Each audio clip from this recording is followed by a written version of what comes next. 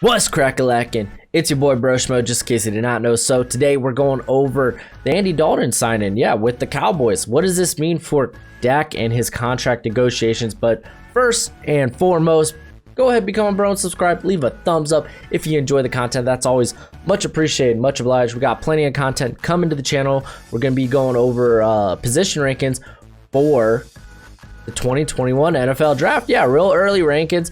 Just some guys, we could give you a top 10. Just some guys you should watch out for this season. They may pop off. They may be names you want to know by draft next year. So we have that.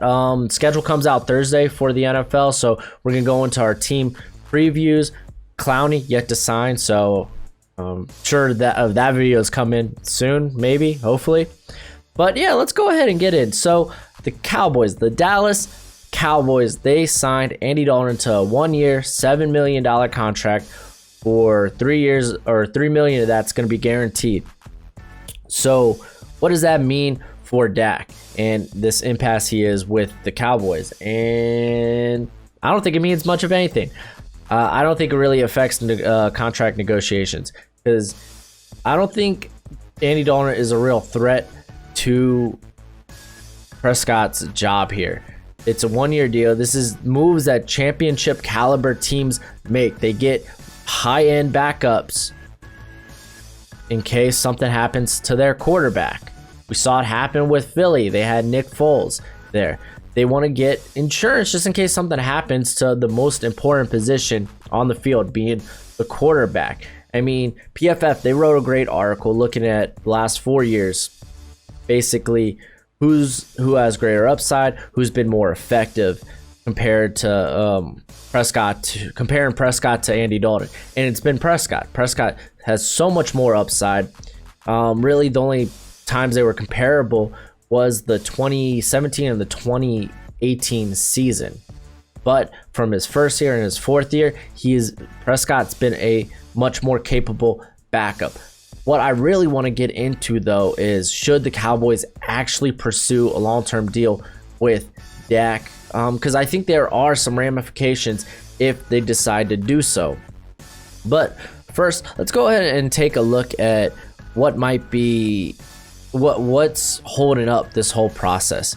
And if you need the link, there it is. I'll put it in the description below. This is a really good article on what's kind of holding up both sides in this. But it says Dak, this tweet from Fish Sports, Dak has on the table, we believe, $35 million a year offer with $106 million being guaranteed.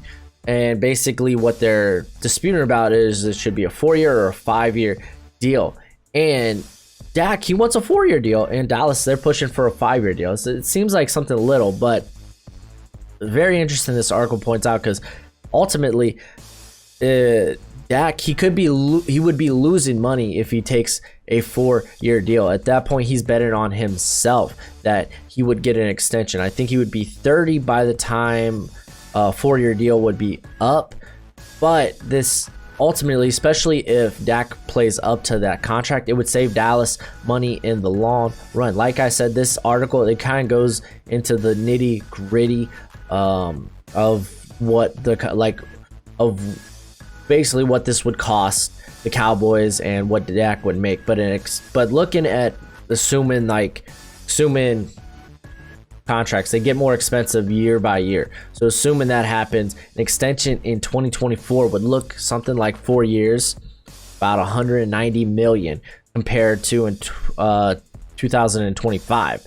So he would be saving them roughly $16 million if they were to pursue an extension. So look at that. It's like, but you're betting on for the next 4 years, if Dak has it his way, or 5 years, that he is your guy. He is your franchise quarterback. So my question is he? I mean, there are some pretty clear ramifications if he isn't. I think it's very disputable that he's been a top 10 quarterback over the course of his career there at Dallas. He's had a lot of weapons around him, mainly last year. And last year was his best year in the NFL. So you only think it's up from there.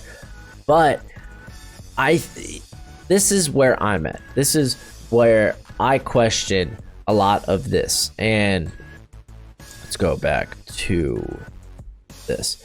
So this is where I'm at, because if you're looking at the 2021 season, if you sign Dak to this huge contract, salary cap gonna kind of be tight next season.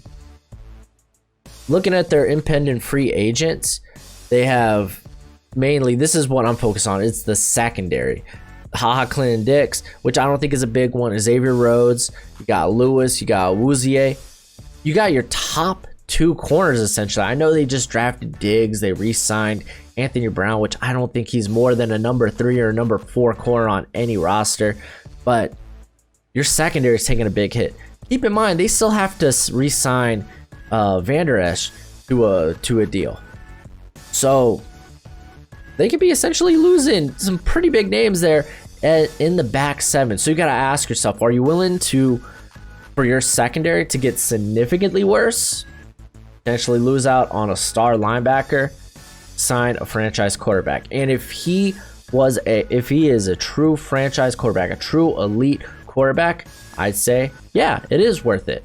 But I'm not quite so sure. I think he may be an above average starter. Maybe at worst. I mean, there are points where he is elite. But you gotta, for me, if you're the Cowboys, you're coming into the 2021 draft, a very, very good quarterback class, in my opinion. Again, a lot can change between here and now. But you're looking at Justin Fields, Trevor Lawrence. Guys, you gotta ask yourself, do you think those guys can be better than Dak? Because I think they can. I think it gets a little murky after that. I mean, you got names like Jamie Newman, Tanner Morgan, Trey Lance, Brock Purdy, you could even say Kyle Trask. These are all guys with, I think, first-round potential. I think if you're looking at those guys, yeah, I might be more willing to bet on Dak. But Trevor Lawrence, Justin Fields, they can make a move to get to trade up. I'm just saying. I think trading up is worth it, especially if it's for a franchise quarterback. They may have to give away a lot of draft capital, future draft capital, maybe even a player. But I mean, for Justin Fields or Trevor Lawrence, those two guys, for me right now, without a doubt, I think will be better. Will have better chance at being an elite quarterback than Dak Prescott. Then yes, because then you get these guys on rookie deals. You're able to make those re-signings right now. You're able to hold on to the secondary. The secondary is probably the most important part of the defense, especially in a pass-happy league. So, gotta ask, is Dak worth your defense getting significantly worse? I don't know. I think you have enough playmakers to where it's like, yeah, I'd rather take a chance on a Justin Fields, on a Trevor Lawrence. That's where I stand. I think those two guys will end up ultimately, at least they have the potential to be much better than Dak Prescott. So I would definitely try to trade up for those players. Yes, that would be a very difficult deal, but I think even guys like Jamie Newman or Tanner Morgan, Trey Lance, Brock Purdy, if they're close to Dak, in my opinion, they are close to what you have in Dak Prescott. So I would let him walk. Most definitely, I would let him walk. I don't think he would be worth the money now. You'd be so tight on cap. I mean, you just look at what the Jared Goff contract has done to the Rams. And you might be like, oh, Dak Prescott's way better than Jared Goff. Well, I mean, how many Super Bowls has Dak Prescott been to? But, I mean, I agree with the notion that Dak is better than Goff. But you see the bind that they're in because of all the other big deals they have. And the Cowboys are kind of following suit there.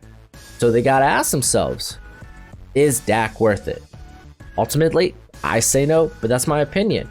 And I know there's many smart Cowboy fans out there. I'll probably let me know otherwise in the comment section below. But that's great because I might be missing something here, and I'm always open to this discussion because I think this is probably the most important decision the Cowboys are going to have to make. So you let me know what you think in the comment section below, and let's discuss. But that's it for the video. Go ahead to the YouTube thing. That's always much appreciated, much obliged. And as always, until next time, you be easy, my friends. Later.